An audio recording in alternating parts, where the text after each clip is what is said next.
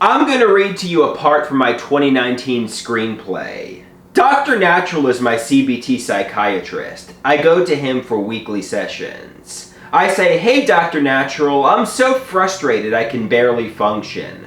I'm hoping someone's going to come and rescue me, but nobody's coming. I need to meet people, but I'm socially anxious, agoraphobic, and feel like a defective freak, so I hide from the world. Then I get extremely irritated that I'm alone." Dr. Natural said, "As you know, when you are in a moment of less frustration, there are in fact people who are trying to help you out there. Your mother, stepfather, other family, myself." I say, "I understand that, but I post publicly on the internet. Is anyone out there? Can you help me, please? I'm in a hellish prison of frustration, and I can't seem to escape. I'm hoping someone like an ex-girlfriend, an old friend, an acquaintance, even a celebrity fairy godmother like Taylor Swift will save me." Dr. Natural says, when you make an open appeal to anyone who might be listening, you are working the rescue angle again. Rather than do that, settle down and do the work that will strengthen you emotionally. I say, I often like to blame my mother for my struggles. Take dating, for example. I like to believe my mother shames me and has me in a metaphoric chastity belt. Dr. Natural says, even if your mother literally had you in a chastity belt and took it off, you'd still have difficulty meeting women. Your struggles are internal, not maternal. I said, I was chatting with some women on dating websites. Then I was supposed to have a date with one tonight, but I was too insecure and overwhelmed. I felt like a freak, so I canceled the date. Dating is too much pressure. Dr. Natural says, as you can see, that's not your mother. I say, in fact, my mother was encouraging me to go on the date.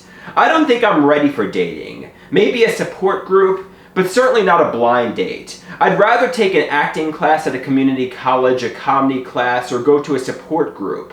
It's less pressure. Dr. Natural says, these are good ideas, Andrew. I say, I want to go over to the community college and comedy club today, but I'm too anxious. So I asked my mom to drive me for support. Dr. Natural says, you need to do it yourself. Drive yourself. I say, to start a course at a community college or comedy club, they tell you about money, how much it's going to cost. And I feel like I need my mom there to understand this and pay for me. Dr. Natural says, that's not realistic. Your mom isn't working anymore. She's retired.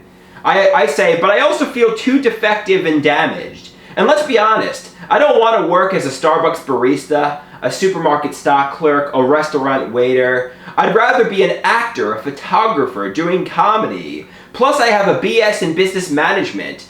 I should be beyond the ground floor at 32 years old. And I say my mom is preventing me from doing this since she has the money. Dr. Natural says, to blame your mother is having a sense of entitlement.